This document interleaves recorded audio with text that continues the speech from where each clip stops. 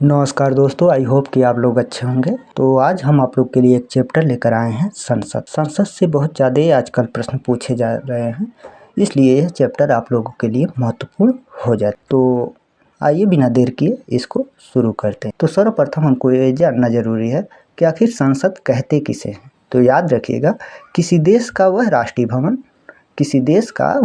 भवन जहाँ पर उस देश के लिए नियम और कानून बनते हैं और संचालित होते हैं, उस स्थान को ही उस देश का संसद कहा जाता है। तो इसके साथ साथ कुछ और भी फैक्ट याद रखिएगा जो आगे है। संसद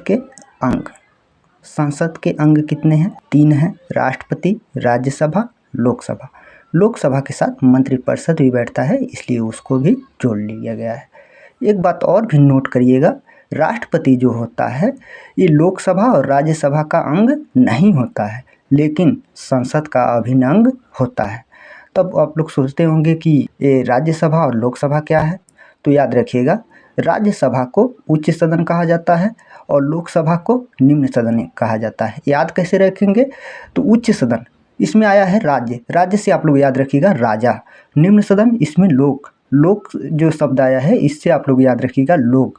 तो यहाँ पे देखिए, राजा ऊंचा होगा और लोक क्या होंगे? उसके नीचे होंगे। तो इसलिए राज्य उच्च सदन और लोकसभा निम्न सदन होता है। आगे हम लोग बढ़ते हैं और प्रमुख देशों के संसद के बारे में जानते हैं।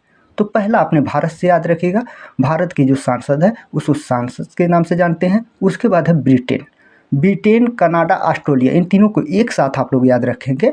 और ब्रिटेन, कनाडा और ऑस्ट्रेलिया का जो संसद है उसका नाम है पार्लियामेंट। याद रहेगा, ब्रिटेन, कनाडा, ऑस्ट्रेलिया, इन तीनों के संसद का नाम क्या है? पार्लियामेंट। आगे हम लोग बढ़ते हैं। आगे हमारा है पाकिस्तान के आप लोग साथ ये भी याद रखिएगा, फ्रांस।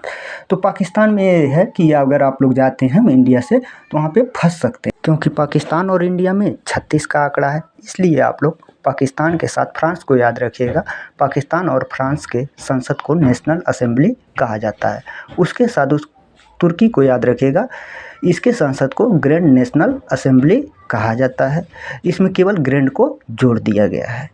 ठीक है, आगे हम लोग बढ़ते हैं। आगे हमारा नेक्स्ट है रूस का आप लोग याद रखिएगा संसद का नाम क्या है? ड्यूमा। उसके बाद है जापान से आप लोग याद रखिएगा जापान में लोग पान ज़्यादा खाते हैं, तो पान खाने से क्या हो गया? डाइट हो गया।